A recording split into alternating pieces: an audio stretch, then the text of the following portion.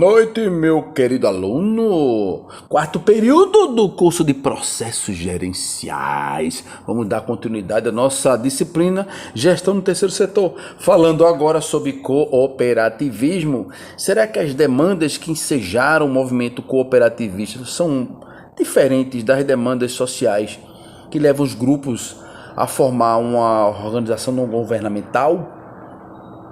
Será que as demandas do cooperativismo não são as mesmas ou parecidas com aquele grupo que cria uma associação para defender o interesse comum? Quais seriam as bases do cooperativismo? O que levou, o que ensejou a criação do cooperativismo? Será que foi um movimento em resposta à Grande Depressão, a quantidade de desemprego que aflorava, que atingia as pessoas daquele período? Pois bem, foi justamente isso. Por conta da falta de emprego, houve uma movimentação, onde a maioria desses trabalhadores eles eram tecelões, e em resposta ao aumento do desemprego e aos baixos salários que eram pagos pelas empresas europeias à época, porque esse movimento nasceu lá na Inglaterra, e aí se pagava pagos salários, péssimos salários. A gente se reporta, se voltar lá atrás, na época da Revolução Industrial, a gente via que as pessoas chegavam a trabalhar 16 horas. Crianças morriam naquela época no chão da fábrica, e morriam, não era só a questão da fome, não, era a questão da exaustão mesmo. Isso tudo no início da Revolução Industrial. Bom, esse movimento ele teve início, ele começou mais ou menos em 1844, ou seja, no século XIX, e foi na cidade de Rochdale, em Manchester. Isso aí fica no interior da Inglaterra. Bom, para você ter ideia, esse grupo ele não conseguia o básico, comprar o básico para sobreviver.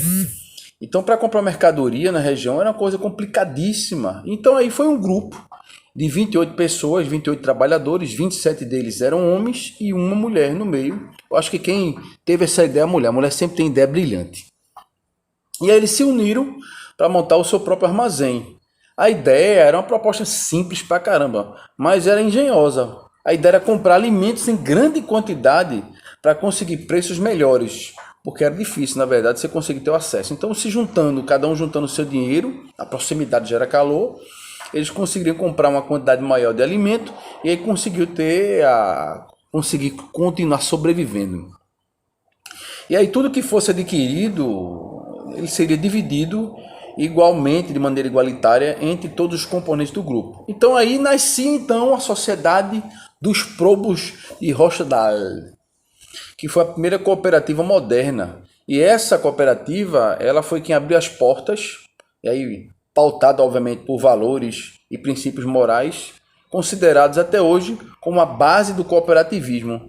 E entre esses valores temos a honestidade, a solidariedade, a equidade e principalmente a transparência. E essa ideia desses 28 pioneiros, ela prosperou.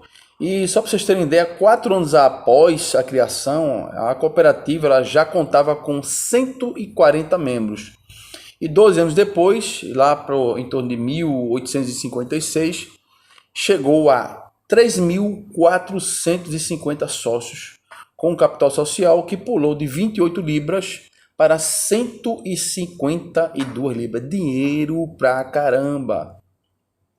No caso brasileiro, aqui a gente encontra a cultura da cooperação, ela é observada desde a época da colonização portuguesa. Aí no Portugal, vinham os portugueses aqui, e aí eles faziam as suas atividades, as pessoas de maneira cooperativa se inteiravam e faziam a coisa acontecer. E aí era estimulada, né, por funcionários públicos, militares, profissionais liberais, operários, imigrantes europeus e vários outros tipos de povos que vinham para cá. Oficialmente, esse novo movimento ele teve início aqui em torno de 1889, lá no estado das Minas Gerais, com a fundação da Cooperativa Econômica dos Funcionários Públicos de Ouro Preto, cujo foco inicialmente dessa cooperativa era o consumo de produtos agrícolas.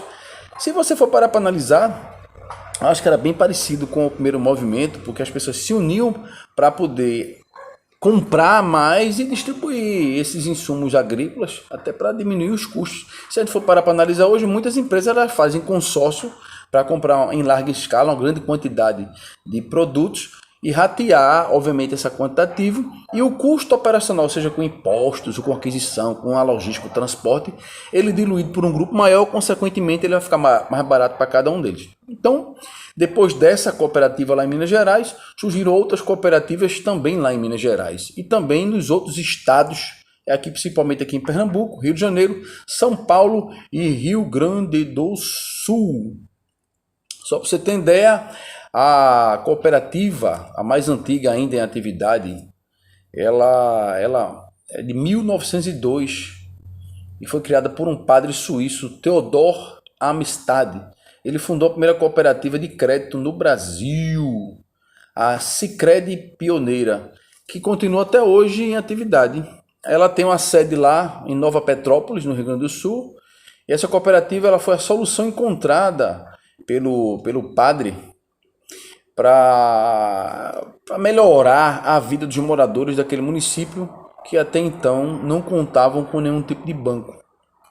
E a partir de 1906 foi a vez de surgirem as cooperativas agropecuárias, que foram idealizadas por produtores rurais e por imigrantes que chegavam ao país tentando fazer alguma coisa, mudar sua vida, especialmente a maioria deles que eram de origem alemã e italiana. A gente sabe que a gente descer lá para o Rio Grande do Sul subindo, tem uma influência muito desses imigrantes da Alemanha e da Itália, e a gente parece que está em outro país quando viaja para lá.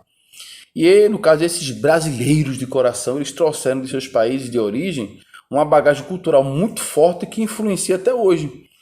E o trabalho associativo e a experiência dessas atividades familiares comunitárias que ao final motivaram e se organizaram em cooperativas, e a gente trouxe esse grande resultado para essa nossa realidade.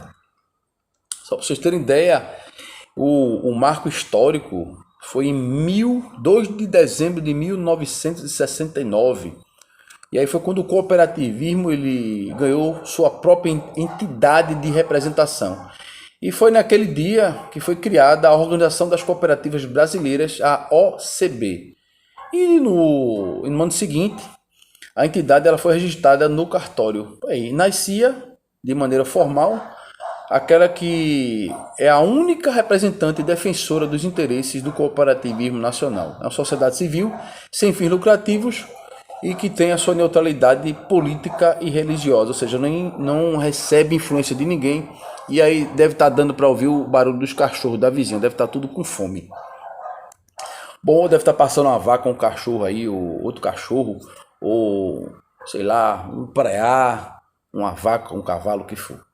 Bom, e aí, só vocês terem ideia, 2 anos depois, em 1971, surgiu a Lei 5764/71, que disciplinou a criação de cooperativas com a instituição de um regime jurídico próprio, destacando o papel da representação da OCB, mas também trazendo ainda alguns pontos que são importantes quanto à restrição, em parte, a questão da autonomia dos associados. A gente sabe que tem um limite para isso, para ele, na verdade, o cooperado, ele é sócio, ele é o dono, mas existem algumas limitações. E aí a gente vai ver lá, obviamente, mais na frente, quando a gente falar um pouco da legislação das cooperativas.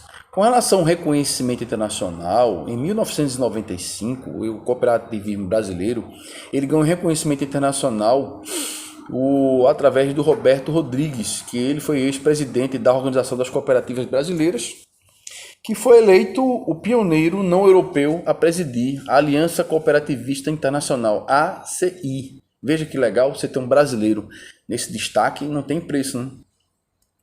Em 1998 foi criado o Serviço Nacional de Aprendizagem do Cooperativismo, SESCOP. É outra ferramenta, é outra instituição que dá apoio ao processo cooperativista. Esse, na verdade, ele foi a mais nova instituição do Sistema S. A gente sabe que tem várias empresas que compõem o Sistema S. A somar, aí no caso, a OCB, com o viés da educação cooperativista, para vocês terem ideia o quanto é importante o cooperativismo, não só para o Brasil, como para o mundo. Então vamos seguir com as nossas aulinhas, falando ainda sobre um pouco sobre cooperativismo. Vou inserir mais coisas aqui para vocês, mas essa é a introdução, a parte básica sobre o cooperativismo. Você vê quanto é importante ele para a nossa vida, para a nossa sociedade, principalmente fazendo e criando seu legado no terceiro setor. Sigamos!